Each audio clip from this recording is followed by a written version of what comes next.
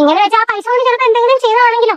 എനിക്ക് ഇത് ശരിക്കും നമുക്ക് അറിയാത്ത കാര്യമാണ്, എന്നാലും നമ്മൾ പറയുമ്പോൾ കുറച്ച് ഇതായിട്ട് പറയണമല്ലോ. അതുകൊണ്ട് എനിക്കറിയാത്ത കാര്യമാണ്, എന്നാലും നമ്മൾ പറയുമ്പോൾ കുറച്ച് ഇതായിട്ട് പറയണമല്ലോ. ഏത് പ്രാചീന കാലഘട്ടങ്ങളിൽ മറ്റേ പ്രാവെ കെട്ടി ഇങ്ങനെ അയച്ചു വിടുമല്ലോ, ആ സാധനം വരെ അച്ഛൻ ട്രൈ ചെയ്തിട്ടുണ്ട് ഈ പെൺകുട്ടിയുമായിട്ടൊന്ന് സംസാരിക്കാൻ വേണ്ടിയിട്ട്. റിങ് മോതിരം ഇവ പണയം വെച്ചു, വിവാഹമോതിരം ആണെന്ന് തോന്നുന്നു. എന്റെ മോതിരം കൊണ്ട് പണയം വെച്ചാൽ പന്ന ആ കുറേ ചീത്തയൊക്കെ വിളിച്ചിട്ട് പറഞ്ഞു ഇന്ന് തരാം നാളെ തരാം, എന്റെ ഫാമിലി ജീവിതം പോലും ഇവൻ തകർത്തോണ്ടിരിക്കുക. എന്റെ കെട്ടിയനറിയാതെ എന്റെ കല്യാണ മോതിരം ഊരി ഞാൻ അച്ചായന് കൊടുക്കുന്നു. ഏത് നല്ല സ്റ്റോറി അല്ലേ? അപ്പോൾ അതാ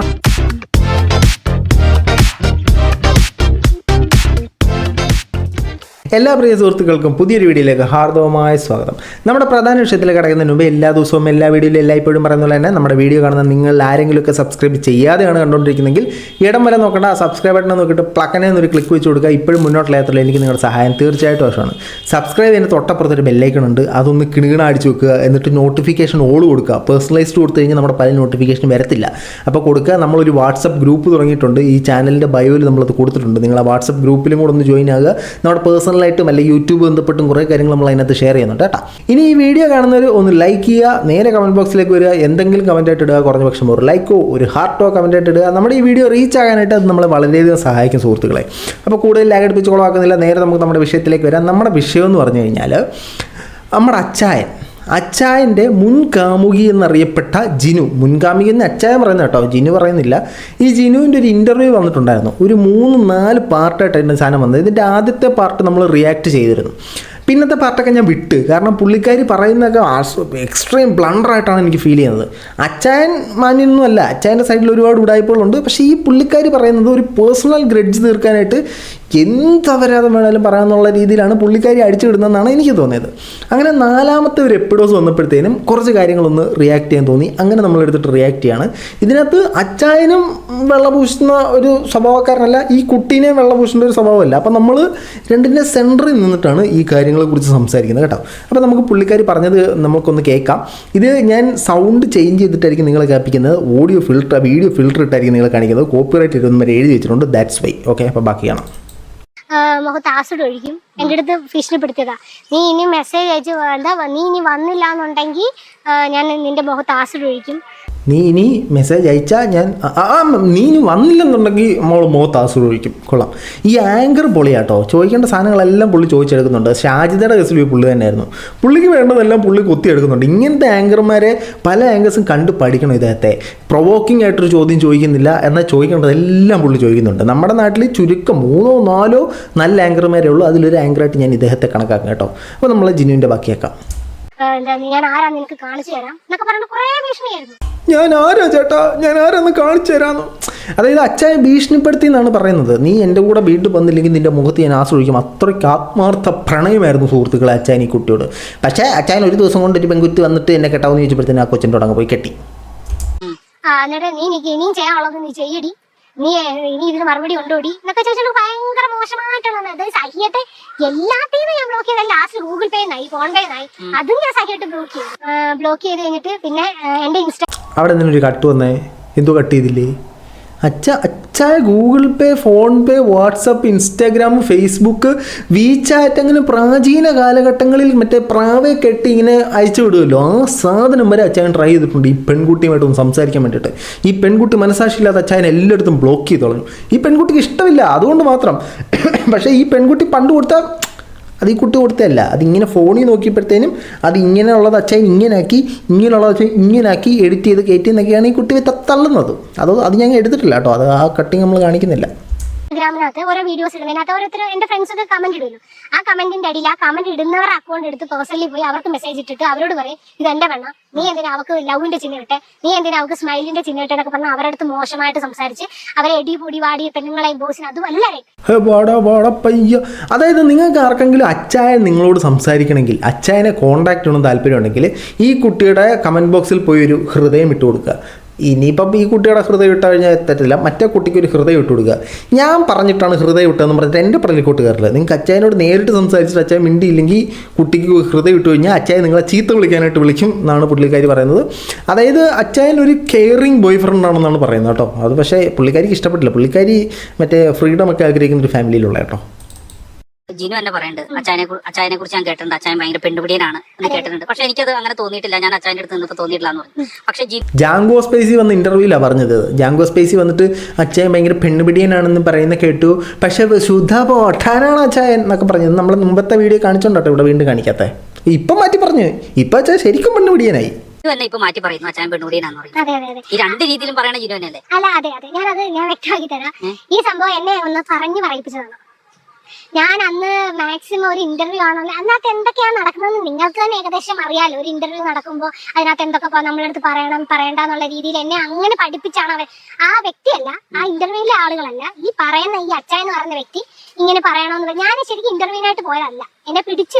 അതായത് ഇന്റർവ്യൂവിന് പോകുമ്പോൾ എന്തൊക്കെ പറയണം പറയിപ്പിക്കുമെന്ന് നിങ്ങൾക്കറിയാമല്ലോ. പക്ഷെ എന്നോട് ഇന്റർവ്യൂക്കാരല്ല പറയാൻ പറഞ്ഞത്, അച്ചായൻ പറഞ്ഞ് അച്ചായൻ ഒരു പെണ്ണുപിടിയനാണെന്ന് പറയണം. എന്നിട്ടത് മാറ്റിയിട്ട് എനിക്ക് അങ്ങനെ തോന്നിയിട്ടില്ല അച്ചായൻ ഒരു ശുദ്ധ പോട്ടനാണെന്ന് അച്ചായനെ പറയണം എന്ന് അച്ചായൻ പറഞ്ഞിട്ടാണ് ഇവർ പറഞ്ഞത്. ജാങ്കോ സ്പേസിന് നമുക്ക് വെറുപ്പിക്കാൻ പറ്റത്തില്ല. നാളെ അവന്മാർ ഇന്റർവ്യൂ വന്നാലും അവന്മാർ ഇപ്പം അച്ചായൻ്റെ കൂടെ നിൽക്കുകയും കൂടാ.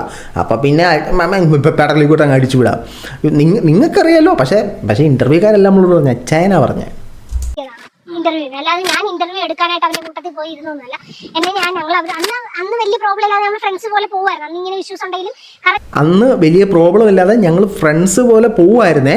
ഇന്റർവ്യൂവിന് ഞാൻ പോയിരുന്നതല്ല. ഞാൻ അവിടെ ചെന്നപ്പോൾ ഇവർ നിർബന്ധിച്ച് വിട്ടതാ. അപ്പോൾ അച്ചായൻ എന്നെ കണ്ടപ്പോൾ വാവ് ഇവളോ ഈ കുട്ടി, അച്ചായനെ കണ്ടപ്പോൾ അതെ ഞാൻ തന്നെ എന്നൊക്കെ പറഞ്ഞ് ഇവർ എക്സ്പ്രഷനൊക്കെ കിട്ടു. അതൊക്കെ ആക്ടിങ് ആണെന്നാണ് ഇപ്പോൾ പറയുന്നത്. പക്ഷെ ആ സമയത്ത് നമ്മൾ തമ്മിൽ പ്രശ്നമില്ലെന്ന് ഇപ്പോൾ പറഞ്ഞിട്ടുണ്ടേ. ഞാൻ പറഞ്ഞില്ല, എനിക്ക് ഇവന്റെ അറിയണം, ഓരോ കാര്യങ്ങൾ അറിയാൻ വേണ്ടിട്ട് തന്നെ ഞാൻ കൂടെ കൂടിയതാണ്. ഇവന്റെ എന്താണ് ഇവന്റെ നീക്കങ്ങൾ അറിയാൻ വേണ്ടിയിട്ടാണ് കൂടെ കൂടിയതാണ്. അല്ല, അപ്പം നമ്മൾ ഫ്രണ്ട്സ് അല്ലേ? ഫ്രണ്ട്സ് നല്ല രീതിക്ക് നിൽക്കുമ്പോഴും നീക്കങ്ങൾ അറിയാൻ വേണ്ടിയിട്ടാണ് കൂടെ കൂടിയേ. നമ്മൾ കുറച്ച് മുമ്പേ പറഞ്ഞത് അച്ചായൻ ഫോൺ അറിഞ്ഞ് ഒട്ടിച്ച് അച്ചായനോട്ട് പ്രശ്നമായപ്പോൾ അച്ചായനെ കുറിച്ച് അറിയാൻ വേണ്ടി കൂടെ കൂടിയെന്നല്ലേ. ഇപ്പോൾ ഫ്രണ്ടായിരുന്നപ്പോൾ, അതായത് ഈ കുട്ടിയുടെ ഫ്രണ്ട്സുകളെല്ലാം സൂക്ഷിച്ചോളൂ. നിങ്ങളുടെയൊക്കെ തനി സ്വഭാവം തനി സ്വരൂപം അറിഞ്ഞിട്ട് നിങ്ങൾക്കെല്ലാം മറ്റേ ഇത് കോൺടാക്ട് സർട്ടിഫിക്കറ്റ് തരാനായിട്ട് ഈ കുട്ടി നിങ്ങളെല്ലാം മോണിറ്റർ ചെയ്തുകൊണ്ടിരിക്കുകയാണ്.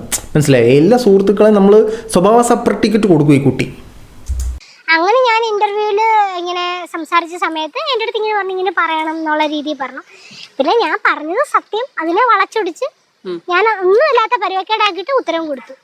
പറഞ്ഞത് സത്യവും ഉണ്ട്, എന്നാ കേടുപാടില്ലാത്ത രീതിയിൽ ഒരു ഇന്റർവ്യൂവും കൊടുത്തു. പറഞ്ഞതിനകത്ത് സത്യമുണ്ട്. നമ്മളെ കേടുപാടില്ല നമ്മളങ്ങ് പറയുകയും ചെയ്തു.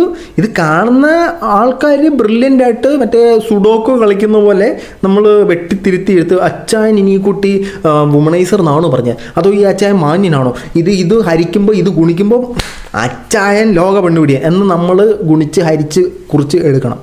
നമ്മൾ അന്ന് നന്നായിട്ടിരുന്ന് അന്ന് നമ്മൾ പോയി നല്ല അഭിപ്രായം പറഞ്ഞ് ഇന്ന് നമ്മൾ നന്നല്ല, നമ്മൾ കുറ്റം പറയുന്നു, ഒരു പ്രശ്നമില്ല. അതാണ് എൻ്റെ യാഥാർത്ഥ്യം. അങ്ങനെ ചെയ്യാം, അങ്ങനെ ചെയ്യുന്നതിന് യാതൊരു പ്രശ്നമില്ല. നമ്മൾ എപ്പോഴും ഒരാളുമായിട്ട് സൗഹൃദത്തിൽ തന്നെ മുന്നോട്ട് പോകണമെന്നില്ല. നമുക്ക് പിരിയുമ്പോൾ ആശയവ്യത്യാസങ്ങളുണ്ടാവും, അപ്പോൾ നമുക്കത് പറയാൻ കുഴപ്പമൊന്നുമില്ല. പക്ഷേ ഈ കുട്ടി പറയുന്നതിനകത്ത് ഒരുപാട് ഈ കുട്ടിയുടെ ഈ കമൻറ്റ് ബോക്സ് നോക്കിക്കഴിഞ്ഞാൽ കുട്ടിക്ക് ഭയങ്കരമായിട്ട് എതിരായി. കാരണം ഒരു KGF മൂവിയിലൊക്കെ കാണുന്ന തരത്തിലുള്ള സ്റ്റോറീസാണ് പുള്ളിക്കാരി പറഞ്ഞുകൊണ്ടിരിക്കുന്നത്. സെക്സ് റാക്കറ്റിൻ്റെ കണ്ണിയാണ് അച്ചായൻ.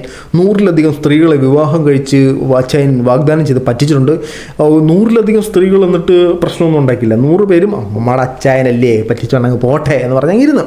ആരൊക്കെ വരുമെന്ന് പറയുന്നുണ്ട്. ഈ കുട്ടി ആരുണ്ടെങ്കിൽ ഫോൺ വിളിക്കുന്നൊക്കെ ഉണ്ട് കേട്ടോ. നമുക്ക് ബാക്കി കേൾക്കാം. കോണ്ടാക്റ്റിൽ ഇങ്ങനെ മാറി സംസാരിക്കുന്ന കേട്ടിട്ടുണ്ട്. ഒരു ദിവസം ഞാൻ ഇങ്ങനെ ഫോണിനകത്ത് ഒരു ലേഡി ഇതുപോലെ വിളിച്ചിട്ട് സംസാരിക്കുന്ന കേട്ടു. പുള്ളി ഒരു ലേഡി അച്ചായനെ വിളിച്ചിട്ട് സംസാരിക്കുന്ന കേട്ടു. രഹസ്യമായിട്ട് അച്ചായൻ മാറി നിന്ന് സംസാരിച്ചതാണ്. ഈ കുട്ടി ഒളിഞ്ഞു കേട്ടു. അച്ചായൻ രഹസ്യമായിട്ട് മാറി നിന്ന് സംസാരിച്ചതെന്ന് പറഞ്ഞേ, പക്ഷെ ഞാൻ കേട്ടിട്ടുണ്ട്. അപ്പോൾ ഒളിഞ്ഞു കേട്ടു. അത്ര നല്ല ശീലമല്ല കേട്ടോ അതൊന്നും. അച്ചായൻ ഇപ്പോൾ പെണ്ണുപിടിയനോ അല്ലെങ്കിൽ ഗുണ്ടാത്തലവനോ എന്തോ ആട്ടെ, അയാൾ പേഴ്സണലായിട്ട് പോകുമ്പോൾ അയാളുടെ പ്രൈവസി കയറി തലയിടല്ലേ. അപ്പോൾ അത് തന്നെയല്ല അച്ചായൻ നിങ്ങളെ കാണിച്ചത്. നിങ്ങൾ പറയുന്നത് നിങ്ങൾക്ക് സ്വാതന്ത്ര്യം കിട്ടിയില്ല, നിങ്ങളെ ഇതാന്ന് പറഞ്ഞ് നിങ്ങൾ തന്നെയല്ലേ തിരിച്ച് കാണിച്ചത്. അങ്ങോട്ടും ഇങ്ങോട്ടും 2 സംശയരോഗികളാണെന്നാണ് ഇത് മനസ്സിലാക്കുന്നത്. ഈ പറയുന്ന സാധനം കേൾക്കണ്ട കേട്ടോ. ഒരു ചേച്ചി വിളിച്ച് അവിടെ വരെ നമ്മൾ കേട്ടെ. ചേച്ചിയുടെ ബാക്കി കഥ പറ. റിങ് മോതിരം ഇവ പണയം വെച്ചു. വിവാഹമോതിരം ആണെന്ന് തോന്നുന്നു, എനിക്കറിയില്ല. ഏതൊരു മോതിരം വെച്ചിട്ട് ആ പുള്ളിക്കാരി എനിക്ക് മെസ്സേജ് ഇട്ടു പേഴ്സണലി. ഇത് കഴിഞ്ഞിട്ട് എൻ്റെ ഇൻസ്റ്റാഗ്രാം വഴി എനിക്ക് മെസ്സേജ് ഇട്ടിട്ട് പറഞ്ഞു എൻ്റെ മോതിരം കൊണ്ട് പണയം വെച്ചാൽ പന്ന. ആ കുറേ ചീത്തയൊക്കെ വിളിച്ചിട്ട് പറഞ്ഞു ഇന്ന് തരാം നാളെ തരാം, എൻ്റെ ഫാമിലി ജീവിതം പോലും ഇവൻ തകർത്തോണ്ടിരിക്കുക. ഇതുപോലെ ക്യാഷ് ഓരോരുത്തരായിരുന്നു ഓരോന്ന് റീസൺ പറഞ്ഞിട്ട് എൻ്റെ ചങ്കാണ് എൻ്റെ പൊന്നാണെന്നൊക്കെ പറഞ്ഞിട്ട് കുറേ പേരെ കൊണ്ടുവരണം. എല്ലാം ചീറ്റിംഗ് ആണ്, എല്ലാം ചീറ്റിങ്ങാ. അതായത് ഒരു ചേച്ചി ഈ കുട്ടിക്ക് മെസ്സേജ് ഇടുന്നു, നമ്മളെ ഇന്ന ചേട്ടൻ അച്ചായൻ എൻ്റെ കല്യാണമോതിരം പണയം വെച്ചു, അത് തിരിച്ചെടുത്ത് തന്നില്ല. എൻ്റെ കുടുംബജീവിതം വരെ താറുമാറായെന്നൊരു തരത്തിലാണ്. അതായത് എൻ്റെ കെട്ടിയനറിയാതെ എൻ്റെ കല്യാണമോതിരം ഊരി ഞാൻ അച്ചായന് കൊടുക്കുന്നു. ഏത് നല്ല സ്റ്റോറി അല്ലേ? അപ്പോൾ അത് ആരുടെ ഭാഗത്താണ് തെറ്റ്? ഇപ്പോൾ അച്ചായൻ അങ്ങനെ മേടിച്ചിട്ടുണ്ടെങ്കിൽ അച്ചായൻ്റെ ഭാഗത്ത് തെറ്റാണ്. ഭർത്താവ് അറിയാതെ നിങ്ങൾ നിങ്ങളുടെ സ്വർണ്ണം ഊരി കൊടുക്കത്തക്ക എന്ത് ബന്ധമാണ് അപ്പോൾ ഈ അച്ചായനുമായിട്ടുള്ളത്? അപ്പോൾ ലാസ്റ്റ് കുറ്റം നമ്മുടെ അച്ചായന് മാത്രം കേട്ടോ. ഇത് അച്ചായൻ മാന്യനാന്നല്ല കേട്ടോ ഞാൻ പറയുന്നത്, അച്ചായൻ മാന്യനാന്നേ അല്ല ഞാൻ പറയുന്നത്. അച്ചായൻ ഞാൻ കണ്ടെടുത്തോളം അച്ചായൻ നല്ല ക്ലാസ് ആക്ടറാണ്. അച്ചായൻ ഒരു പ്രശ്നം വരുമ്പോഴത്തേനും എനിക്കറിയത്തില്ല, ഞാനല്ല വയ്യാതിരിക്കുക, അല്ലാതെ അങ്ങോട്ട് പോകുമ്പോൾ മാസടാ കിങ്ങിടാന്നൊക്കെ പറഞ്ഞിട്ട് ഇപ്പം തന്നെ അച്ചായൻ എന്തോ സാധനമൊക്കെ ചെയ്തിട്ടുണ്ട്, പ്രാങ്ക് ഷോ ഒക്കെ ചെയ്തിട്ടുണ്ട്. രണ്ടും കൊള്ളാം, രണ്ടും നല്ലതാണ്. അപ്പോൾ അച്ചായൻ ഒരു കുട്ടീനെ സമീപിക്കുന്നു, ഭർത്താവുള്ള കുട്ടീനെ, ഭർത്താവ് അറിയാതെ കല്യാണമോതിരം ഊരി കൊടുക്കുന്നു, തിരിച്ചെടുത്ത് തന്നില്ല. ഭർത്താവിനോട് പറയാൻ പറ്റത്തില്ല, എൻ്റെ കുടുംബജീവിതം താറുമാറാവും. ആ ഭർത്താവ് ചോദിക്കും നീ എന്തോ ഉണ്ടാക്കാൻ അവന് കല്യാണമോതിരം ഊരി കൊടുത്താന്ന് ചോദിക്കും. അപ്പോൾ നമ്മൾ ഈ പെൺകുട്ടിയെ നമ്മൾ സംശയിക്കേണ്ടിയിരിക്കുന്നു കേട്ടോ. ഇനി മോളെ ബാക്കി പറ മോളെ. അച്ഛന്റെ ചികിത്സയ്ക്ക് വേണ്ടിയിട്ട് പൈസ ആ ചേട്ടൻ്റെ അടുത്ത് ചോദിച്ചവനാ. ഇപ്പൊ അമ്മയുടെ ചികിത്സയ്ക്കെന്നും പറഞ്ഞിട്ട് അമ്മയുടെ ഇവന് സ്വന്തമായിട്ട് ജോലിക്ക് ചെയ്തിട്ട് അപ്പനെ അമ്മയെ നോക്കിയിട്ടില്ല. ഞാൻ കള്ള നാട്ടുകാരെ പൈസ കൊണ്ട് ജീവിക്കുന്നവനാ. അപ്പം ഇങ്ങനെ വെച്ചാൽ ആ പൈസ കൊണ്ട് ചിലപ്പോൾ എന്തെങ്കിലും ചെയ്തതാണെങ്കിലോ, എനിക്ക് ഇത് ശരിക്കും നമുക്ക് അറിയാത്ത കാര്യമാണ്, എന്നാലും നമ്മൾ പറയുമ്പോൾ കുറച്ച് ഇതായിട്ട് പറയണമല്ലോ, അതുകൊണ്ട് എനിക്കറിയാത്ത കാര്യമാണ്, എന്നാലും നമ്മൾ പറയുമ്പോൾ കുറച്ച് ഇതായിട്ട് പറയണമല്ലോ. ഏത് എന്നാലേ അതിനകത്തൊരു മസാലയൊക്കെ കൂടി ഇരിക്കത്തുള്ളൂ. എനിക്കറിയത്തില്ല, പക്ഷെ ഞാൻ പറയുമ്പോൾ ഞാൻ ഇച്ചിരി കയറ്റിയൊക്കെ പറയും. നല്ലതാണ്, വളരെ നല്ലതാണ്, ഇങ്ങനെ തന്നെ വേണം.